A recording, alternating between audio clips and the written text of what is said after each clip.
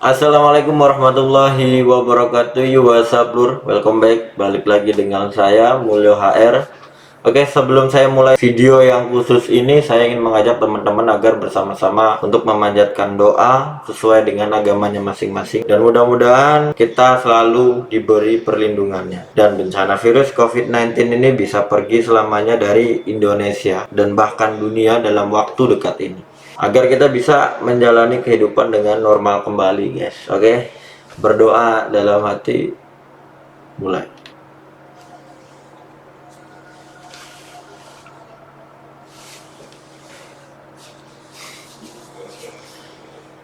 Oke, Bre, terima kasih buat teman-teman yang mau memanjatkan doa ya, terima kasih banyak. Oke, gini, jadi ceritanya begini.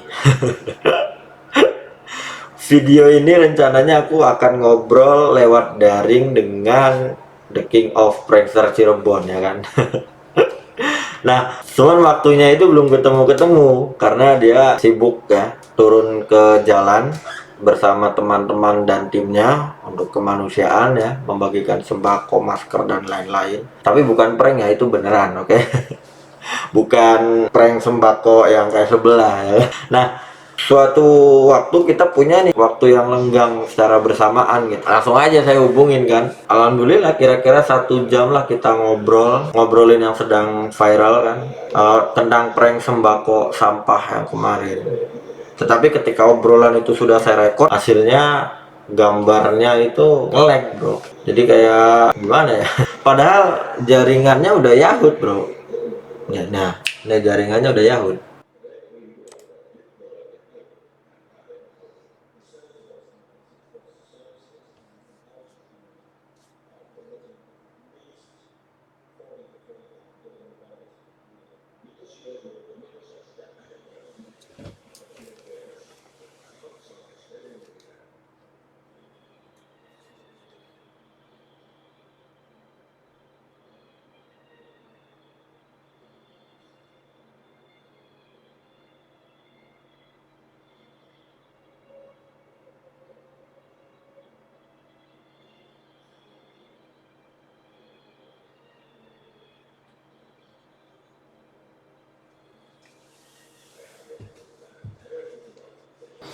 Usut punya usut, ternyata laptop saya yang bermasalah.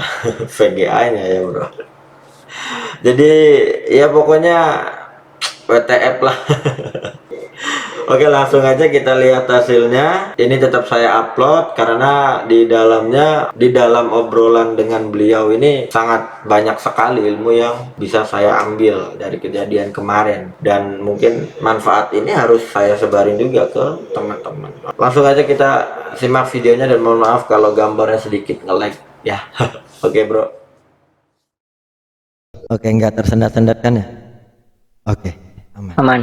Ini kayaknya kalau tersendat-sendat bukan jaringannya sebenarnya, tapi gambarnya, karena grafisnya RAM saya laptopnya kecil. Ini udah direkam gitu, nah. Nanti bisa kita cut. Oke. Assalamualaikum warahmatullahi wabarakatuh. What's up? Balik lagi bersama saya Sigit BT. Oke, Git. Apa kabar? Brodang, apa kabarnya? Brodang. Aduh. Muldang. Muldang nih. Mulia aja, Pak, nggak ada sebutan apa-apa. Iya. Gimana kabar? Ya saya dulu kan yang nanya tadi. Oh iya. Kirain ini podcastnya saya. Bukan. Oh iya. Ini gini, Pak. Bukan meniru sih ya, cuman Enggak. menjiplak. Karena musim corona, jadi saya kan nggak bisa langsung tatap muka ke hadapan sampean ya kan, jadi ya Yoi. berarti kita harus cara lain, daring gitu kan. Daring diangkat, Pak. Ayo. Darlung, digulung darlung. Oke, gimana kabarnya nih? Alhamdulillah baik. Sibuk apa aja? Oh ya, kalau ditanya sibuk apa ya, menyibukkan diri sih mah kerjaannya, Pak. Menyibukkan diri. Nggak boleh ya, biar nggak dikira pengangguran. Iya. Oh iya.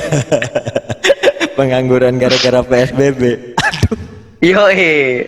Intinya sih nggak ada pengangguran lah, harusnya semuanya harus bisa nyari kesibukan, cuy. Ya, walaupun di rumah kita harus benar-benar mempunyai kegiatan ya. Iya. PSBB itu apa, Pak? PSBB itu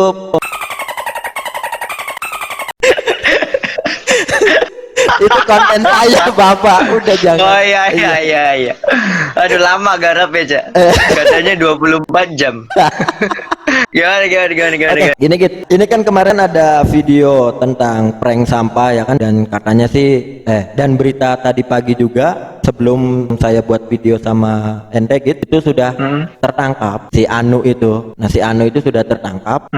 Nggak apa-apa ya sebutin namanya juga ya, nggak endorse kan. Iya. Jadi Emang produk. YouTuber yang mengatasnamakan prankster si Ferdian Paleka ini prank sembako isi sampah, nggak tahu judulnya apa, intinya dia membuat prank memberikan sembako ke orang-orang yang ada di pinggir jalan, transgender ya itu namanya ya, nama apanya transgender gitu. Terus ternyata di situ sampah gitu tuh gitu. Nah, setelah kejadian si Ferdian Paleka itu membuat konten itu dan menguploadnya, banyak sekali prankster-prankster Indonesia ya, khususnya prankster Bandung dan lain-lain itu intinya ya udah capek-capek membuat nama prank itu bagus tapi dikotorin sama dia. Nah, menurut Sigit sendiri, karena Sigitnya adalah salah satu pentolan prankster Jawa Barat ya kan. Enggak juga. Kan banyak. Ya salah satu kan, saya bilang bukan satu-satunya kan. Oh, jangan gitu, Pak. Aduh. Saya tuh kalau disanjung tuh tersanjung, Pak. Aduh, gagal tayang bos di bioskop gara-gara corona. Nah, gimana gitu bukan menanggapi sih, ya berkomentar lah ke video itu. Gimana? Beberapa hari yang lalu kalau nggak salah di hari Minggu atau Sabtu gitu ya, yang kejadian ini kan. Saya nggak hari tahu, apa sih? Saya nggak kenal hari karena libur terus Pak, saya WFH. Saya mengikuti pemerintah. Oh iya. Ya lanjut. Jadi kalau secara garis besar sih ya memang pada umumnya yang namanya prank nih ya, secara umumnya itu prank itu kan ngejailin orang gitu ya. Nah, makanya sebenarnya prank juga ada banyak kategori lagi lah. Nah, ada kayak pranknya itu tipe prank yang tidak menyakiti ataupun tidak menyentuh, dalam artian bikin malu sendiri. Ibarat kalau misalkan kata Dharma Nasgul itu, atau misalnya itu Cupo bilang itu kayak kita tuh kayak badut. Nah, terus selanjutnya kayak ada lagi yang kayak prank yang modelnya kayak berinteraksi, kayak nanya. Kita itu jadi berinteraksi sama target lah. Dari nanya dengan ya target kan? Gitu ya. Ya, jadi ada yang tipe-tipe prank seperti itu. Ini mah bahasanya nggak ada sih di dalam kamus prank ya. Cuma kayak di baru yang Sigit teliti gitu ya, yang model-modelnya kayak gitu. Ada juga yang dikatakan prank ekstrim. Prank ekstrim itu yang modelnya kayak bau golok ya kan, bau samurai. Oh, menakuti. Nah, kan ada kan, pernah menakuti kan? Ya? Menakuti target gitu ya. Nah, kalau zaman dulu prank-prank yang rada sedikit bahaya itu yang ekstrim itu. Makanya nggak banyak dari prankster itu ngebuat yang namanya prank ekstrim itu ada. Maksudnya nggak semua ya prank ekstrim itu dikatakan settingan, tidak. Tapi ada beberapa prank itu sebenarnya cari jalan yang benar-benar aman sih. Jadi emang tujuannya untuk menghibur, makanya dia men-set, jadi targetnya udah di-set, ekspresinya seperti apa nanti udah di-set, itu ada. Nah, terus balik lagi yang namanya prank. Ini kan maksudnya ada dua sisi penilaian ya. Ada dua semuanya sudut kayak pandang, ya. Sudut pandangnya prankster, sudut pandangnya orang awam ya kan. Nah, mungkin saya bakal ngejelasin sedikit tentang kalau saya di posisinya si Ferdian ini. Kalau misalkan Sigit nih dikasih challenge lah, suruh bikin konten yang hampir menyerupai, masih dalam konteks menjaili yang pertama, yang kedua konteksnya itu masih berupa sembako lah. Nah, tapi masih dalam kata menjaili atau prank. Nah, jadi kayak gini, kalau misalkan Sigit nih ya pengen konsepnya ngejailin dengan kata sembako, tapi mungkin nggak sampai viral kayak gini lah, nggak sampai melanggar dan lain sebagainya. Mungkin bisa kayak gini konsepnya, tetap pakai dus, tetap ada sembako aslinya, Pet. Nah, kalau misalkan sembako ini kosong, misal kotak ini kosong, ini yang pertama ya, ini kosong, terus pilih targetnya itu orang yang dikenal. Tapi tanpa settingan gitu ya? Tanpa settingan. Kayak misalkan kita ambil, kalau bisa sih lebih ke yang sedikit akrab, tapi nggak settingan. Ini konsepnya ya. Karena kan saya bilang kan tadi ada salah pemilihan target dia tuh. Coba kalau konsepnya seperti ini nih. Kalau misalkan dus kosong, terus saya kasihin ke ente, terus ente buka, yang ada ketawa apa marah? Pet nih, kita ada sembako buat Ira. Ya ketawa. Nah, jadi gini, sebenarnya ini tuh bener-bener pure 100% dia tuh prank real ya. Nah, jadi yang jadi masalah eksekusi di belakangnya, dia itu nggak ngasih yang aslinya. Kalau prank-prank yang pada umumnya itu kayak misalkan ngerjain orang, belakangnya dikasih yang aslinya. Oh iya. Ngerti nggak? Kalau misalkan kita mau eksekusinya ke orang yang nggak dikenal, betul. Makanya di channelnya Sigit BT nih, kalau misalkan teman-teman pernah nonton, orang tersebut kalau di prank itu malah ketawa dan nggak marah, karena ya itu Sigit nyari yang sekiranya muka dari orang tersebut nggak kayak gampang marah, atau misalkan dia lagi kayak nggak berkegiatan yang lagi sibuk ketika kita datang jadi mengganggu kayak gitu sih. Iya, malah sampai ada follower Sigit yang pengen banget buat di prank sama Sigit. Iya. Makanya jadi makanya membuat nyaman gitu ya bagi dia gitu, membuat nyaman. Iya mungkin.